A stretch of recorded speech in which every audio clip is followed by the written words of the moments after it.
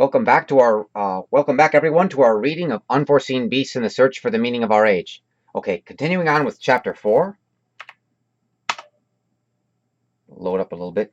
Takes a little time to load up on this computer. Okay, chapter 4. The golden bear-spirited penguin, a subspecies of the bear-spirited penguin. With golden plumage and forward-jutting facial features, the creature seems like a character worthy of a mythology textbook. Furthermore, the entire background scenery bespeaks of symbolism. A logo-like 20-pointed sun is in the eastern sky.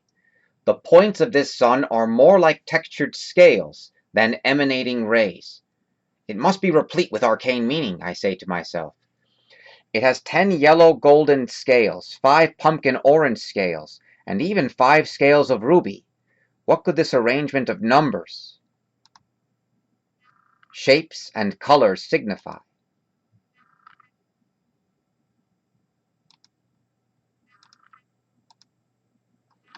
But whatever the ambiguous meaning of the sun, the words proceeding from the golden bear penguin's mouth are not those of just any common mythic brute. He directly confronts me with a question about the cultural and spiritual nature of the Western societies, those of Europe and North America in particular. "O pitiable human person," the penguin says in a preachy tone, "have you not considered the fact that humanity's inner life has been deteriorated with the widespread death of mythological thinking in people's lives? As Gregory Bateson incisively points out, we see that mere purposive rationality, unaided by such phenomenon as religion, dream, art, and the like, is necessarily pathogenic and destructive of life, as cited in Rollo May's Cry for Myth. Why are you telling me this, and what would you have me do about it? I answer the beast question with these two questions of my own. What would I have you do? The creature gruffly smiles. Simple. You must forego the gauntlet for clarification and the chance to receive the 1584 Na'akal artifact, aka the sublime relic for authentic clarification. Instead, you should return to your world to vehemently preach religion to your society. Why should I preach religion? And what makes you assume that I am religious anyway? Regardless of what you may believe, religion is what your world and you need more than anything else. Dogmatic, narrative-based beliefs. Yes, I will say it again, religion, baby. Preach religion. The idea is absurd to me on several levels, especially because a creature from a foreign dimension is advocating it. Mr. Golden Bear-Spirited Penguin, I answer plainly, I would have never expected someone like you to be an adherent of a religious faith originating from my world. So which religion are you a follower of? Comedic and risible human. I am nothing of the sort, the creature says with an and adds an egotistical blink. To top it off, he ends his reply with a half-formed smirk that seems to taint any noble qualities his physical appearance initially lent him. Then why would you tell me to go vehemently preach religion, given that you don't believe in it yourself? Authentic canonical belief is irrelevant. People need religious and mythic narratives for psychological purposes. They need a mental edifice into which to ground their so-called transcendent truth and to have a sense of community with believers. Have you not studied Jordan Peterson's argument for the social utility of religion? You see, even if religion is not historically true, it is still the most authentic example we have of mankind's collective meditations towards the highest good. And besides, Western societies in your world need Judeo-Christian tradition to, quote, resurrect the West from its current state of moral degeneracy. Doesn't that sound reasonable and pragmatic? At this point, while I am listening in astonishment to this gold-plumed wonder, and I feel as if a supernatural presence has entered into our midst and has sneaked up behind us. Why do I have this strange clairvoyant-like feeling? Malarkey, says an echoing draconic voice from behind. The both of us, the bear, penguin, and myself. I was right. There was a creature there all along, and it's a dragon. It speaks to us, both of us. I am the two-headed dragon of contrarianism. I am an entity from the abysses of common sense, and I have come to take the two of you to task.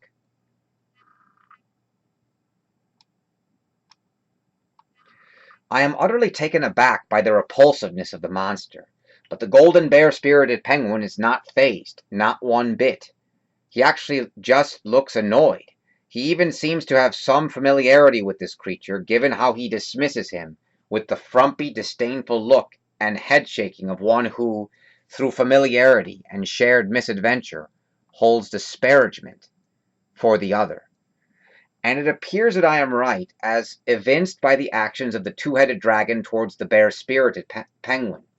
For the dragon's right head begins to speak disparagingly against both the golden-spirited penguin as well as against Dr. Jordan Peterson, of whom the golden bear-spirited penguin is apparently a fan. Let's be frank, fellows, the dragon yells out. The morals of religion require as a foundation the actual tenets of the original religious structures. If this isn't done, then the values concomitant with that religion won't last much longer. Maybe only several generations, tops. But Jordan Peterson holds that the instrumental value of Christianity has primacy over the intrinsic value of it, and that respecting the former value is effectively tantamount to preserving the West's foundations. Can you please elaborate on this opinion? I ask the two-headed draconic being. In other words, I take exception to Jordan Peterson's so-called respect for Christianity. You can't simply say that you are preserving a Judeo-Christian foundation when you declare that all that remains as a bulwark against nihilism is merely a nobleness of intent. Source: Jordan Peterson's interview from London Real, 2018. In other words, you can't just evoke the biblical Jesus as an example for values unless you appeal to an actual power of God, not just God as a conceptualization of man's long-suffering and meditations toward that which is ideal. The dragon stops speaking. The bear penguin is also silent, which gives me a moment to think. I can't believe what I am seeing and hearing here. A two-headed dragon is demanding a one-sided integrity either for or against Christianity at the level of authentic faith. At the level of authentic faith, I am reminded of the biblical verse where, quote, Elijah went before the people and said, "How long will you waver between two opinions? If the Lord is God, follow him. But if Baal is God, follow him." Anyhow, the double-headed dragon seems like he wants that the soul of the culture has already been... The golden-headed dragon...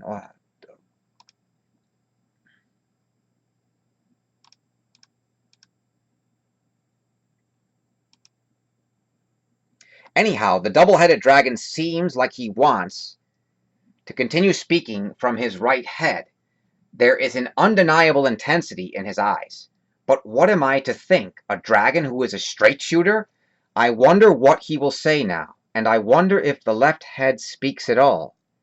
If you value integrity, the dragon says, now opening his mouth wider to dramatize his point, religion should either be accepted or rejected one way or the other. Never patronize in an endless middle ground of abstractions and utilitarian arguments. This is especially pernicious when it is done to maintain an audience and to gain more money from book sales and speaking events. Furthermore, whenever a religion has to leave its original tenets of faith and opt instead for a reasserting of its values apart from the original faith, then that shows that the soul of the culture has already been exhausted in a way that will not be restored, no matter how much philosophic window dressing is done to reassert the essence of the founding culture. Oh, now I remember. The thought returns to me. The giant flying Gollum penguin said something very similar to this in the preliminary chapter 0 of this book. Yes, he did, responds the dragon. and it's now worth reestablishing some more of these points in detail. The dragon now asserts a pedagogic tone of voice as he continues his declamation. So, when a culture establishing religion is repackaged as a transcendent symbolic truth, but one that no longer predominates in its miraculous foundational claims, then that religion now takes its place as part of a certain historical stage in the life cycle of the culture and civilization process.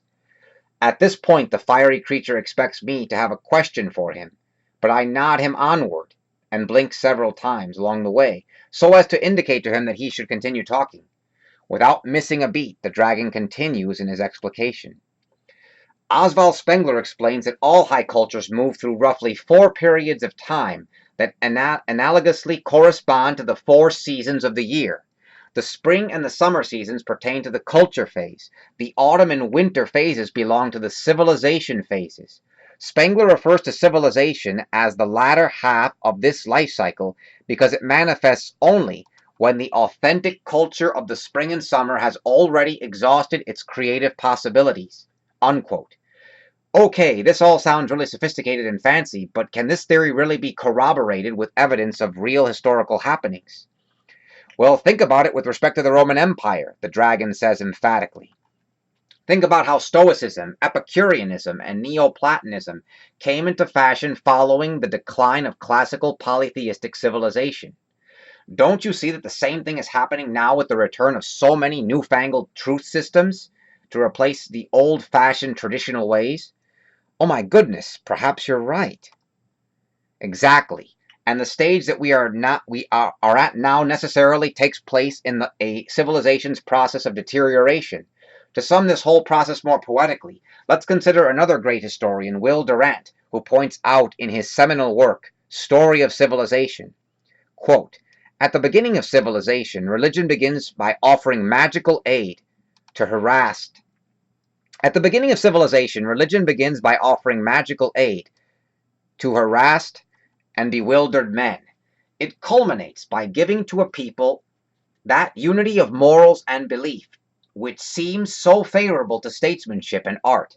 It ends by fighting suicidally in the lost causes of the past. For as knowledge grows or alters continually, it clashes with mythology and theology, which change with geological leisureliness.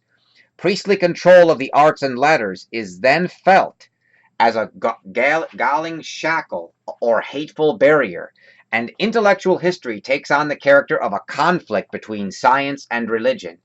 Institutions which at first were in the hands of the clergy, like law and punishment, education and morals, marriage and divorce, tend to escape from ecclesiastical control and become secular, perhaps profane. The intellectual classes abandon the ancient theology, and after some hesitation, the moral code allied with it. Literature and philosophy become anti-clerical. The movement of liberation rises to an exuberant worship of reason, and falls to a paralyzing disillusionment with every dogma and every idea. Conduct deprived of its religious supports deteriorates into Epicurean chaos, and life, shorn of consoling faith, becomes a burden alike to conscious poverty and to weary wealth. In the end, a society and its religion tend to fall together, like body and soul, in a harmonious death. Meanwhile, among the oppressed, another myth arises, gives new form to human hope, new courage to human effort, and after centuries of chaos, builds another civilization. Story of Civilization by Will Durant, page 71. Of the hard-covered original printing issue. I thought, quote, "I thought you were speaking of Oswald Spengler. Now you will mention this author, Will Durant?" The two-headed dragon turns his right head, the speaking head, once again in my direction. Yes, Oswald Spengler explains similar things, but I have here cited another, more recent human scholar, Will Durant, so that you may now have 2 seminal authors whose historical writings are sure to be a delight for your further investigations into this matter later on. Remember those 2 names, Will Durant and Oswald Spengler. Consider them truth-seeking human. By now the golden bear-spirited penguin, by now By now the golden bear-spirited penguin has had enough of the dragon's declamations. He turns toward the ambulatory serpent, and speaks menacingly. You conniving two-headed lizard, I'm now bristling with agitation, and my temper is kindled against you. O contrarian dragon, you have done a disservice to this human, demanding that his conception of truth be free of, catering to pathetic human weakness, the need for feel-good contextualization, and expedience towards the decadent age in which he lives. You know that human falsehood requires that all goodness and values must be accounted as the work of self-righteousness, and not the Almighty. Jordan Peterson understands this well. In his book, 12 Rules for Life, he repeatedly depicts religion as something that man comes up with to solve the problems of contending with evil. And he has done rightly in doing this. But you, wayward dragon, you are affirming the importance of integrity when it comes to religion qua religion. But Mr. Bear Penguin, I say with a pause, you are not being articulate as Jordan Peterson would have you be. Please, what are you trying to say again? And please be articulate and succinct. The Bear Penguin is flustered and pauses as he attempts to collect himself. In this space of silence, the two-headed dragon declaims once more. All that needs to be realized is that Jordan Peterson slyly and insidiously employs a Judeo-Christian text. He repeatedly invites listeners to, quote, strip God of its metaphysics and see how that is to say, how God functions as a mechanism of evolutionary biology that creates hierarchy. Perhaps the best example of this is found in the London Real YouTube video from September 17th, entitled What the Spirit of the Father Means. Well then, I ask, what does that matter so long as Peterson points out that his emphasis is on Christianity as a form of instrumental value, not intrinsic value? But that's just it. He doesn't do that. He says that stripping religion of its metaphysics doesn't necessarily have to be done while all the while placing religious behavior clearly within the framework of animal evolution at the same time. But in spite of claiming these things, he insists that religion need not, as said before, need not be necessarily stripped of its metaphysics. In doing this, he provides wiggle room for a literal God, but nothing he says would ever point to one. On the contrary, time and again he argues that the Judeo-Christian foundational stories are among the greatest works of men, never God qua God, which is hardly, perhaps never alluded to as a real possibility. Well, so what, I reply. So what? Is that all you can say? A pause. Then I have a question. What does it mean for him to call God a judge if he, Peterson, is effectively describing that which has no real power to judge in any present or future time? It's duplicitous to describe reality in these terms. It doesn't escape me that all this time an intense stare-down has taken place, one where the non-anthropomorphic tendencies of each creature have taken on the level of primacy. I am waiting. Almost a minute has passed, and the dragon is now caught up in staring spitefully at the bear penguin that he seems to have entirely forgotten my presence. The bear penguin, for his part, is also the worse for wear, being so jumbled up in his bearings that he is partially fanning his flippers out here and there in a state of near complete discombobulation. The two-headed dragon now turns to me and appeals to himself as the voice of reason. And those are his own words. Human, know that my voice is the voice of reason. Have you not just heard with your own ears the vile obviousness of the bear penguin's lack of forthrightness towards you? The penguin communicates this with awkwardness of voice, but he gets his point across, sort of. The bear penguin now jumps in front of the dragon and motions his flippers towards me. If he were a human, it would, I imagine, be the equivalent of a human pointing an index finger in admonishment. The bear penguin speaks with a voice half filled with consternation, half with a Herculean effort to conceal this very consternation. Human, you will at once cease listening to this fool creature's blathering. Listen to me carefully. Mankind must return to mythic forms of culture, religious venerations, histrionic camp meetings, and humming like meditations. If not, humans will lose their sense of spiritual connection, which will indubitably lead on the path to even greater nihilism. Is that what you want? Wait a minute. I come to my senses. Why do you care about humanity anyway, Mr. Penguin? Are you not a wizard penguin of Mew? I was told that most of the wizard penguins of Mew seek to impede those who would seek to collect any veritable sources of true transcendent power, especially the mystical relics of old. Now, please, be honest. Are you communicating forthrightly when you speak with me, or are you dissimulating? Forthrightness? How unfit language for a freebooting human, one who dares set foot in this deep and usually hidden domain. Oh, I am wroth now. Yes, I am, and you shall suffer grievously for having made me thus.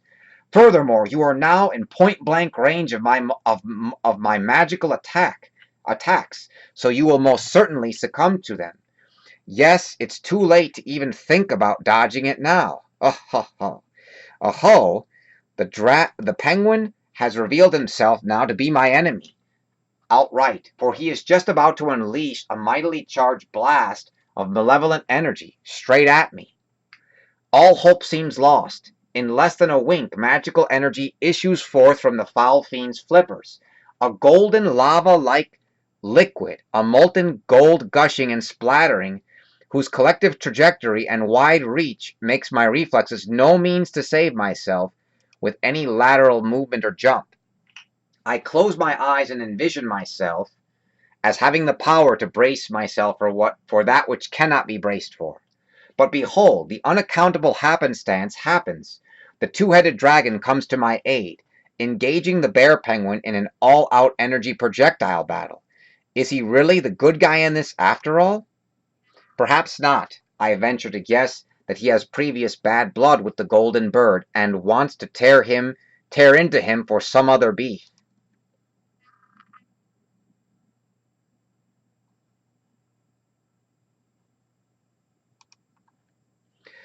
But then again, what if he is the good guy?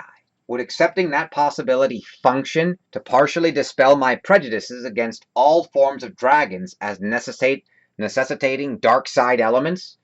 And would this weaken the imagery stranglehold that Judeo-Christian tradition has had in the stereotyping of all molds by which so many people formulate good and evil dualisms? Maybe, maybe not. Anyway, as the titanic struggle intensifies, I get a good distance away so that I can view the scene free from danger. Or so I think. The forces of nature then suddenly convulse and warp the celestial sphere to correspond to the immensity of the events taking place on the ground.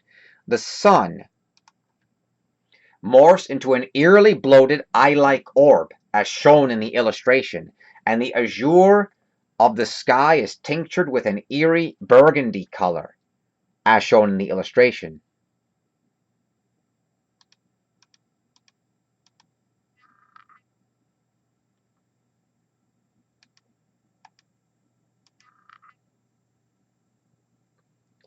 As the battle rages, it is the sky's instability that fills me with the most wonder, a churning tempest of chaos resulting from the preternatural emissions pulsating from that newly morphed ocular sun, as seen in that image.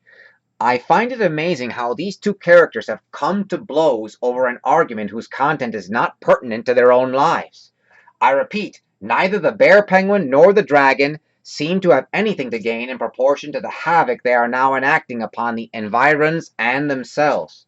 As I watch them go at it, my mind can only reverberate with the thought, madness. And 15 minutes later, this is still going on. More madness. Finally, a crescendo in the battle is reached, whereat direct projectile attacks from each combatant meet together head-on, causing an apocalyptic-sounding sonic boom.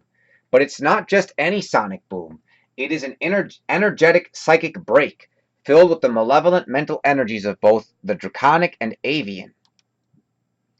Archetypal histories.